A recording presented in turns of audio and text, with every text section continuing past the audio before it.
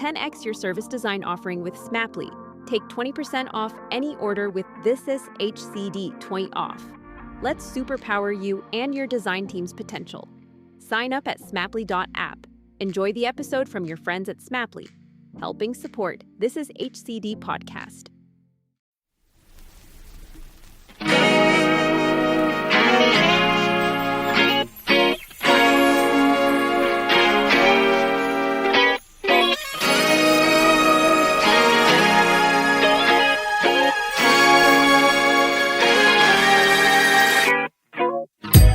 Welcome to Doing Design podcast on This Is HCD, hosted by all the world's best live design and innovation trainers from thisisdoing.com. In this podcast, we'll speak about all the behind-the-scenes things related to actually doing innovation and design within organizations. So we'll cover topics that include design research, service design, user experience design, content design, product management, and much, much more. In this episode, you'll hear from myself and Renatus Hoogenraad, a trainer at This Is Doing and one of the finest facilitators and practitioners in the business. Renatus is an executive coach with a background in theatre and dance and is also a leader within the world of applied improvisation. In this episode, we speak about how facilitation is evolving due to the pandemic and how our home offices are becoming less about workspaces and moving closer towards what a stage would be. Look, it's a good one, and let's get straight into the episode. Renatus Hoogenraad, a very warm welcome to the Doing Design podcast. How are you? I'm great. Happy to be here. How are you? I'm doing okay. It's Monday morning, so everything is always a little bit rusty after a good weekend. Renatus, let's start off. Tell us a little bit about where you are right at this moment. Give us an overview and where you're currently located. What does it look like there? Yeah, I'm speaking from Europe. I'm now actually in France, in my home office, about 10 kilometers away from Geneva, where my company is based. You're in that beautiful space in the world next to the Alps. Exactly. The lake and the Alps, everything. You've got everything. Everything a Dutch guy needs, actually. We're just speaking about how, you're surrounded by mountains and you're originally Dutch, so you're from the flat lowlands. So how did you get to be near Geneva? What took you there? Well, basically, it's the ring on my finger. It's love. It's love, Gerry. It's love. Yeah, absolutely. Well, there are lots of stories, I'm sure, on that alone, like how you came to be close to Switzerland. But Renatus, how do you describe what you do? Because you have a really, really interesting background. How do you describe what you do?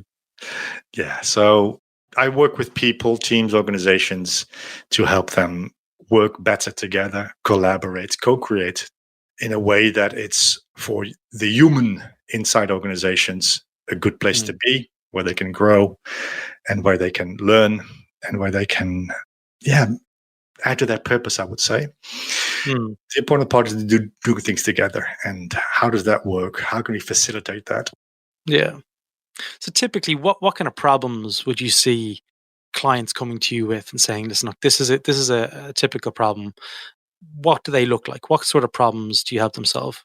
Of course, we live in turbulent times now where with the problems that come now is a bit different. But in general, it is around, there's probably two layers. There is getting people to align and to making sure that they can communicate together in a way that is purposeful, I would say, and adds value to the conversation. So this is one element of it. And the other element is really around, we have this project, we have this promise, I would say, either to clients or internal, external, that we need to make happen. And we don't know how to do this. So help us organize ourselves and become often more daring, actually, in our propositions internally and in the way we communicate together. A lot of that's a very human traits, like problems working with other people and the political dynamics of power and stuff within organizations. This is going to be much harder to do, presumably through the medium of online. How are you finding these kind of workarounds at the moment? It's super interesting. It has, of course, there again, two sides. It's the learning curve from my side. People in my role, I think, has been very, very steep. And we're now getting out of like the firefighting, let's say, area now for now around this. It's been interesting because you can do a lot online actually. And I'm a physical guy. My background is in theaters and dance, is in performing, getting an audience to respond. And online, that's totally different. However, you get used to it, and it's a way of communicating which is different.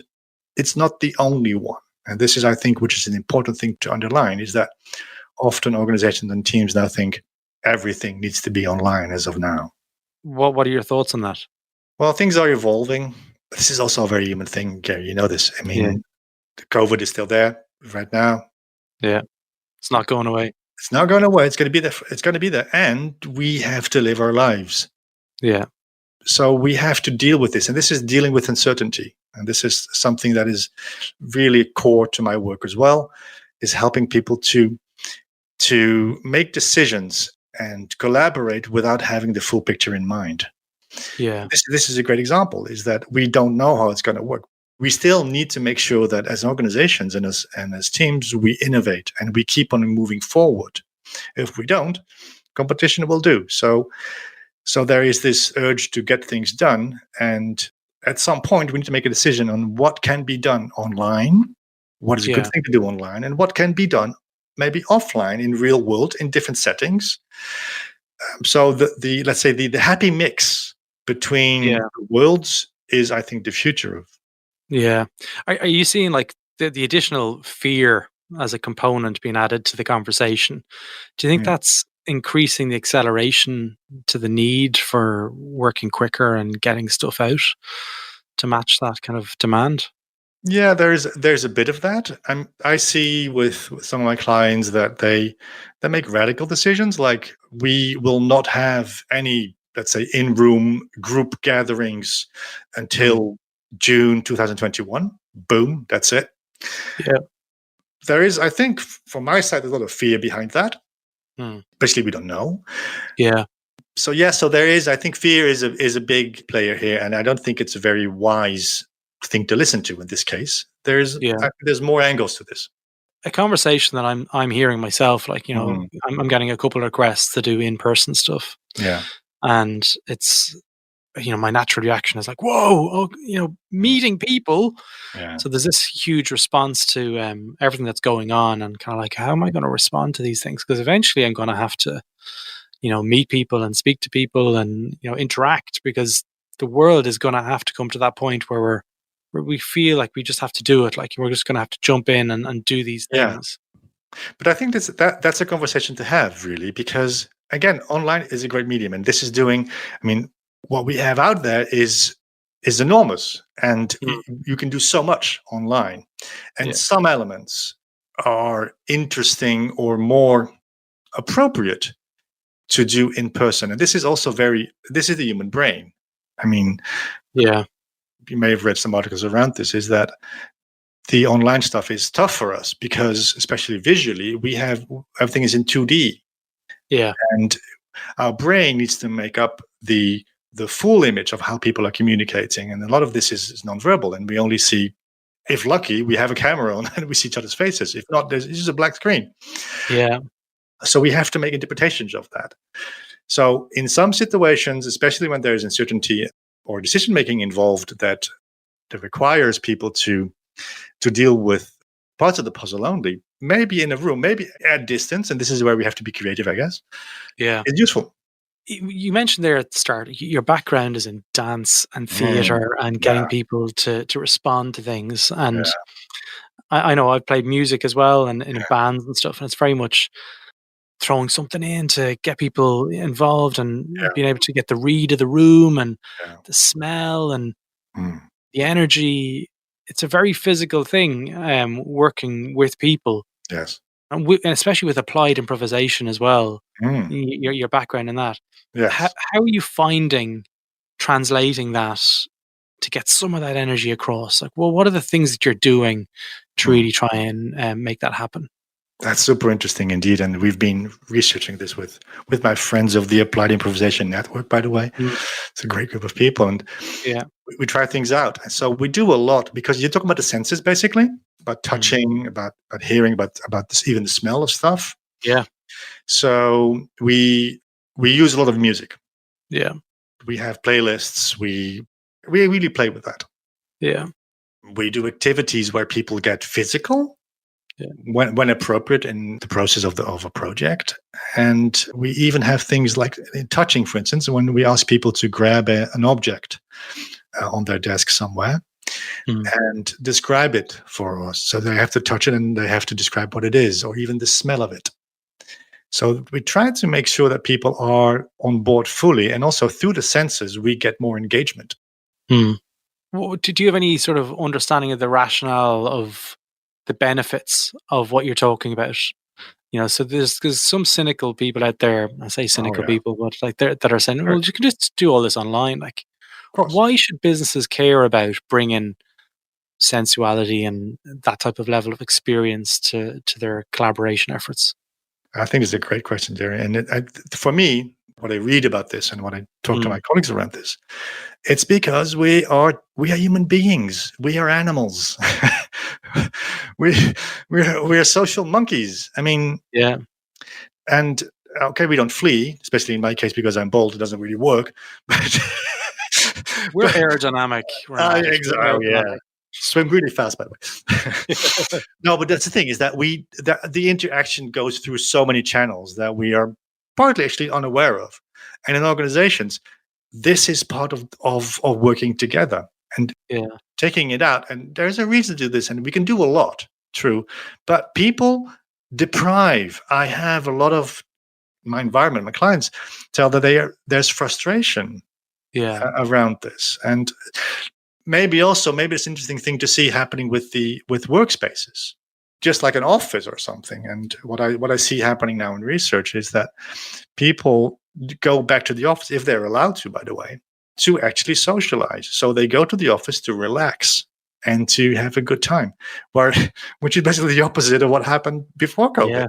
Yeah, absolutely. Like I know the research was there. I think it was something like 75% or 80% of people in the UK wanted to go back to normal. I'm doing air quotes here for normal. Yeah. And they'd be happy to do one day a week in the office just to get that face-to-face interaction. Yeah. But is that face-to-face interaction centered around work, or is it centered around for the need for interaction and stimulation of the senses to feel connected again? Again, it's a great question, Gerry. And I think this is what organizations need to think about now today. Yeah. Is that to make those choices around this, what are we here to do? You need to value the human aspect of this and the interaction aspect that needs to happen. And that's not the only thing that needs to happen, because you can use time in the office really, really valuably in working together around doing something, getting things done. Yeah. But isn't it like a bit like pressure in a canister? If people really need to socialize and interact, that steam needs to be let out, and there's a need there that in order for other things to really evolve and naturally progress. Yeah. So if organizations are keep pushing people down this kind of conveyor belt of speed and efficiency, then they're missing this whole opportunity that will eventually result in churn and or employees leaving and stuff. Absolutely. Again, this is really true, because other organizations, there's some organizations out there who actually do their maths and they think about this and they have collaborative approaches to ask people, how should we do this? Because there's no answer. And by the way, within organizations, different functions have different needs. So go creatively designing the future of collaboration, I think is key now, because if you don't do it, there's going to be brain drain. People who find opportunity somewhere else where they have thought about this and they have a clear vision around this and practice, they might just go somewhere else. So you mentioned co-creation there, and a lot of the books that have been written with co-creation in mind are all centered around face-to-face interaction. And whenever I've used co-creation, like one of the examples I give is where I read the room and I realize something's not working and something's not landing. Yeah. And not being able to have that read in the room is something that us practitioners, designers, facilitators, innovators, whatever you want to call us, it's very difficult to get that stuff. Yes. So how do you see the future of co-creation evolving as a result of the pandemic and being kind of restricted through the channel of digital? Yeah, I think this is fine-tuning of Mm, the means and the technology we have. For instance, we are now planning to do an in-room session in a few months, actually in a month's time, yeah. where we will be working in the room online. So in distance. So meaning that how can you make hybrid solutions around this where you don't have to be sitting together or hold each other's hands or something or doing the or doing Yeah. it's not about that. It really is about how can we design this, because collaboration needs to happen, and the tools we have, we talk about online whiteboards, all the polling system, they're really important for decision making and co-creation. Mm. So you can have a mix. So I think experimenting with this is going to be at least what's going to happen for us now. Yeah. So what are the things that you're kind of seeing in terms of trying to understand what works and what doesn't work? So how do you determine that? That's the bit that I'm interested in, because as I design workshops for clients, all the This Is Doing Yeah. stuff, how do we know what is working and what's not working? This is around direct feedback loops.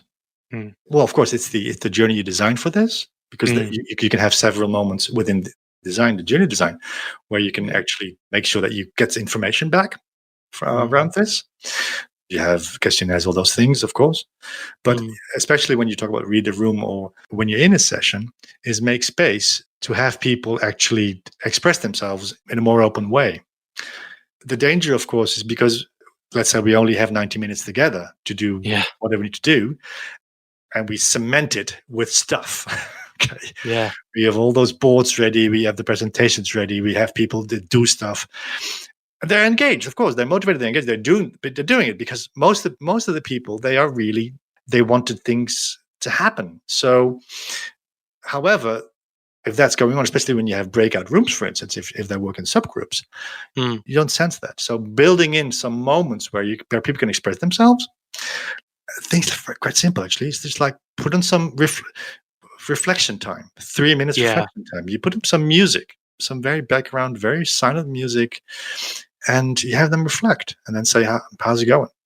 And Yeah. then people will respond.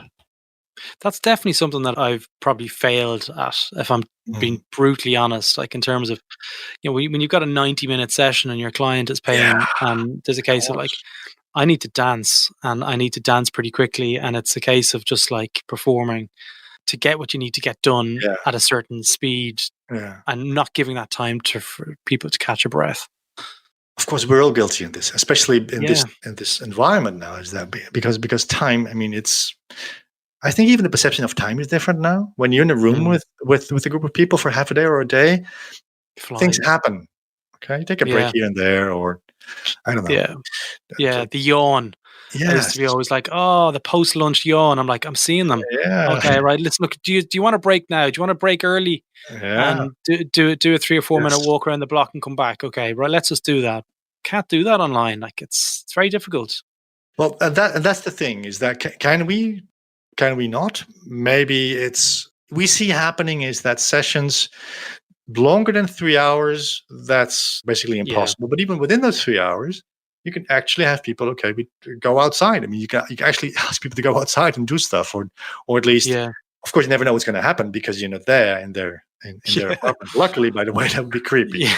But the fear is they mightn't come back. This is one of my fears. Like they kind of go, let's go for a 3-minute break, and then they come back 20 minutes later, because you're in their home, and it's a case of like just someone could come to the door, and like DHL, they always seem to arrive whenever I click start. Yeah.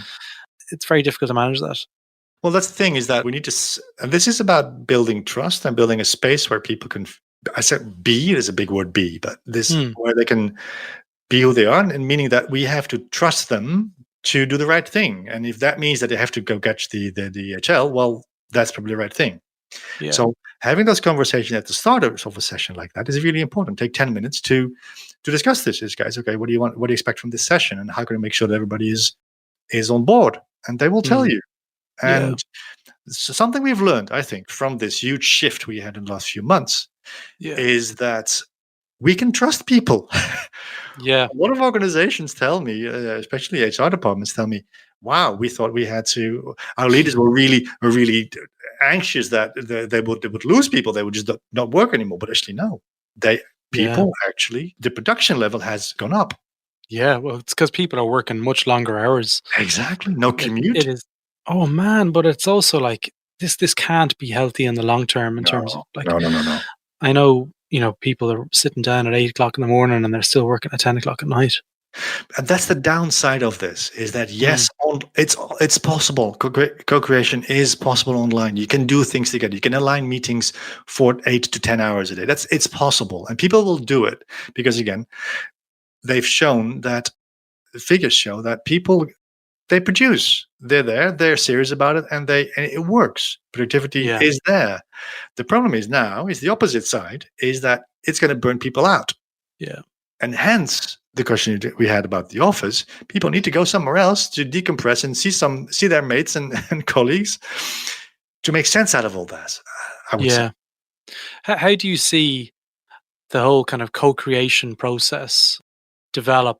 Because the reality is, I'm hearing people say when this is all over, and I'm of the mindset that this is not going to be all over. It's just going to be fractions of what we would determine as normal. So what's it going to mean for collaboration for businesses online? It means that you have to take this seriously. I think again, it's not about waiting to see what's happening or what's going to happen, because you don't know.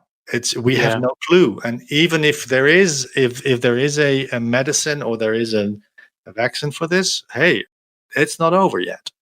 It has huge impact on business travel. We have already seen this. So you need to be creative from the start. So what I would say is that each organization needs to actually have a design moment around this. Is we need to look at our reality, maybe do some proper research. How are people organizing themselves now? What is working, what's not working? And then design the best way of collaborating in the future that fits us. At least that's there for a moment. And start testing now. Yeah. Don't wait, because it's not. You're right. It's not going to change. It's not going to disappear. You need to get on top of it. Yes. And I think also, if leadership actually takes it on and is open about it and actually says, we don't know what's going to happen. However, we want to make sure that we are catering towards our own needs as an organization and as individuals in the organization, people will follow. People understand that. Yeah. I think it's what I'm hearing here is for organizations to become more human and to have those conversations and show humility and show vulnerability at its core of saying, well, you know what, we actually don't know, and we are a little bit nervous ourselves, but we want to be able to tackle these things with you. Using co-creation actually to help shape the future for themselves. But that's it. This is it. I mean, a lot of organizations are now equipped with the tools, design thinking, whatever. Yeah, they're not. Agile. Get onto it. I mean, this is the moment. Frankly, if you don't, and we've seen it in the past, I mean, there's tons of research around this that claims that in the previous crisis, organizations who didn't innovate, they suffered big time. Yeah. This is not different. Yeah. So one of the things that whenever I've attended any of the stuff that you've done, especially the stuff with Adam on This Is Doing, the 3-part course of the facilitation fundamentals piece. Yes. Where did that come from? Why 3? And why 3? Good point. Well, 3 is a great number, first of all. No, it's Sesame Street. Yeah, exactly. Cookie Monster. The fundamentals of facilitation, and it's a very big topic. It's facilitation. I live in France. Faciliter. It really means make things easier. How can you make things easier? In this case, co-creation, collaboration, innovation. It's a very big topic because you have so many layers in this that we wanted to break down the essence of this, the core of this, into 3 sections that were sections that are actually doable online, because this is the medium we have now. There's a course that has we've done previously, that was actually a 3-day course. So we now pack this into a 3-hour courses where we touch upon the fundamentals of those, of what facilitation means in co-creation. So one of the main pieces that I'm always learning, and I haven't stopped, is structuring sessions. And in a room, I find it a little bit easier to say, well, okay, sandwiches and cakes. I'm going to give them some sugar, and I want them to think quicker afterwards. So there's no pasta coming in this room today. No pasta. Like, think about things. I can control those things. And structuring and control are one of the things that I always kind of use as tools when I'm designing sessions with clients. I'm saying, well, actually, you know what? Like, no, I'm not into giving them this today. It's almost like being a school teacher. So they're going to get fruit in the morning, and there's some fiber in that as well, so they get a slow sugar release. I do think like that whenever I'm planning my sessions. I want to hear about your version of structuring, and also how that has evolved to the online medium of kind of designing online sessions. So one of the fundamentals actually is around this tension between control and freedom. Okay. Is how do you if you want to facilitate a process, innovation process, or a meeting or whatever that is, there needs to be a part that is controlled, that is organized, it's planned, that has a structure, of course. And there's a part that is, we talked about it, is about giving people the authorization actually to be human and to, I don't know, to say, hey, I need some sugar or DHL is around. All those things you can't plan for. Or even super interesting also online is that all of a sudden there's an internet breakdown, or there's a power cut somewhere, or somebody doesn't get online because of the cat. Whatever. There's so much tech problems as well. You just can't. You just don't know. So how do you balance that between controlling, organizing, planning, making sure that it has a fluid flow, I would say, and at the same time letting go and giving people the space to bring whatever they need to bring. That's a tension. But so online, so the difference is there. Sorry, I didn't really reply to the answer to the question, is that we notice that online there needs to be way more preparation. Yeah, there's definitely a case for that. Yes.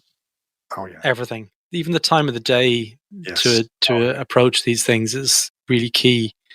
But whenever, like, I've seen yourself and Adam, like Batman and Robin, you're a wonderful combination. I don't know who Batman is, by the way, in that relationship. Still trying to figure it out. We're still fighting over it, but you would actually make a very good Batman and Robin. Yeah, it would be interesting. Yes, indeed. But one of the other sessions I wanted to talk to you more around that. Yes, the presence, and my understanding of presence is probably closer towards performance and front stage, playing guitar, like, doing something kind of a little bit flashy, trying to get engagement and make a connection at its core. That is actually part of it. Presence is around how do you present something. So it's really about your presence as a person, and what are some elements in that. An element that we pull out of here is, for instance, charisma. Is what is charisma, and how could you deconstruct this so you understand it and then build your own version of this? Yeah. So it really is what position do I have or do I take towards my audience? And here again, you have possibilities. Often we talk about buttons or sliders, indicators that you can push or dial really around. Do I need to have more authority? This means that there's a change in your voice. Maybe you have a lower voice. You speak maybe slower and be more direct around things. Or is it more around, hey guys, what do you want to do? You want to have a break? What do you think? Hey, I need some sugar, guys. Come on. Yeah. And that's a different way of interacting. Having the possibility to go both ways allows you to engage, motivate, and get people, because they only have sound and, if lucky, a visual of you somewhere of the other group of people. So you need to do that. So can I ask, like, one of the things that I've noticed, I've never given a workshop in person sitting down, right? I've never done it sitting down at a table the entire time saying, hey, everyone, markers are over there, Post-its are over there. Yeah. How do you find, like, I can stand up and with this microphone setup that I have here, but my desk doesn't rise up. When you're giving these workshops, yes. do you tend to do them standing up? Tell you a big secret, Gerry. Now I'm actually right now. I'm standing up.